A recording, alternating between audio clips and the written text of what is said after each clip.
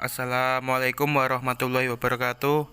Kami dari kelompok 7 akan mempresentasikan tentang materi Al-Maki dan Al-Madani. Di sini saya selaku moderator tidak sendirian, ada pemateri dari teman-teman saya. Yang pertama, Selamat Khairun Najib, yaitu saya sendiri selaku moderator. Yang kedua, Revina Natasha. Yang ketiga adalah Nurul Hidayah. Langsung saja menuju ke materi. Di sini ada poin pengertian Al-Maki dan Madani. Dari perspektif masa turunnya Al-Quran, Makkiyah adalah ayat-ayat yang turun sebelum Rasulullah SAW hijrah ke Madinah, kendatipun bukan turun di Mekah. Sedangkan Madaniyah adalah ayat-ayat yang turun sesudah Rasulullah SAW hijrah ke Madinah, kendatipun bukan turun di Madinah.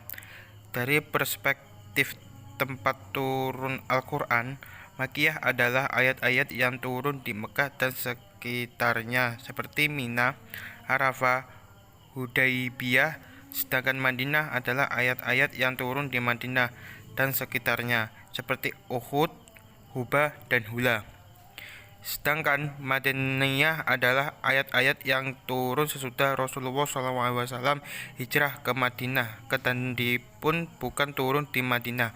Ayat-ayat yang turun setelah hijrah disebut Madaniyah, walaupun turun di Mekah atau Arafah, seperti surat An-Nisa ayat 58, termasuk kategori Madaniyah, meskipun turun di Mekah, yaitu pada saat peristiwa Fathul Mekah. Selanjutnya bisa dilanjut oleh pemateri.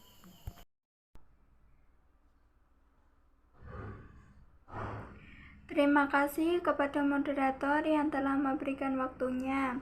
Untuk materi selanjutnya adalah ciri-ciri Al-Maki. Yang pertama, ayat dan surahnya pendek, susunannya luas dan jelas.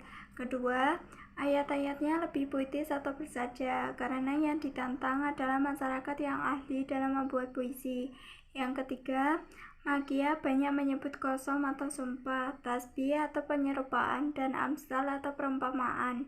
Yang keempat, gaya bahasa Al-Makiyah jarang bersifat konkret, realistis, dan materialis, terutama ketika berbincang tentang kiamat.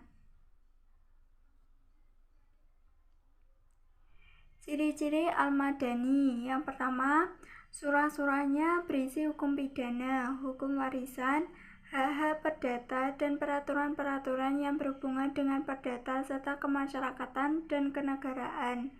Yang kedua, surah-surahnya mengandung izin untuk berjihad, urusan-urusan perang, hukum-hukumnya, perdamaian, dan perjanjian.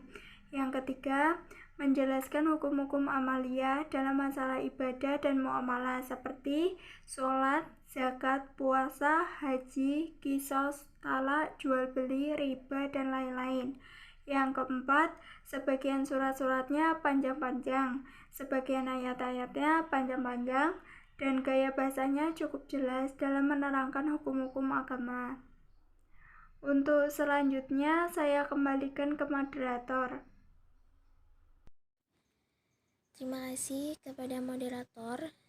Selanjutnya adalah perbedaan Al-Maki dan Al-Madani.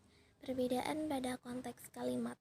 Kebanyakan ayat-ayat Makiyah memakai konteks kalimat tegas dan lugas, karena kebanyakan objek yang didakwai menolak dan berpaling, maka hanya cocok mempergunakan konteks kalimat yang tegas. Sedangkan ayat-ayat Madaniyah kebanyakan mempergunakan konteks kalimat yang lunak, karena kebanyakan objek yang didakwai menerima dan taat. Selanjutnya, kebanyakan ayat-ayat Makiyah adalah ayat-ayat pendek dan argumentif, karena kebanyakan objek yang didakwai mengingkari, sehingga konteks ayat mengikuti kondisi yang berlaku. Sedangkan ayat-ayat Madaniyah kebanyakan panjang-panjang, serta menjelaskan hukum dengan terang, dan menggunakan uslub yang terang pula. Perbedaan pada materi pembahasan. Kebanyakan ayat-ayat Makiyah berisikan penetapan tauhid dan akidah yang benar, khususnya yang berkaitan dengan tauhid, uluhiyah, dan iman kepada hari kebangkitan. Sedangkan ayat-ayat Madaniyah kebanyakan berisikan perincian masalah ibadah dan muamalah, karena objek yang didakwahi sudah memiliki akidah dan tauhid yang benar, sehingga mereka membutuhkan perincian mengenai ibadah dan muamalah.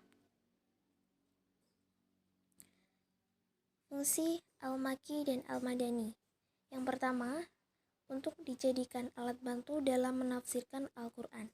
Sebab pengetahuan mengenai tempat turun ayat dapat membantu memahami ayat tersebut dan menafsirkannya dengan tafsiran yang benar. Sekalipun yang menjadi pegangan adalah pengertian umum lafadz bukan sebab yang khusus. 2. Meresapi gaya bahasa Al-Quran dan manfaatnya dalam metode dakwah menuju jalan Allah, sebab setiap situasi mempunyai bahasanya tersendiri.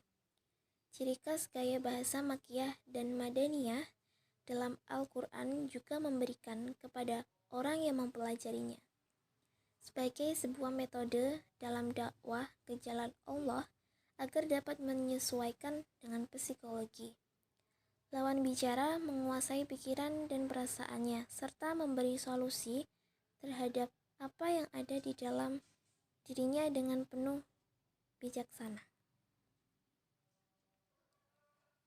Terima kasih, saya kembalikan kepada moderator.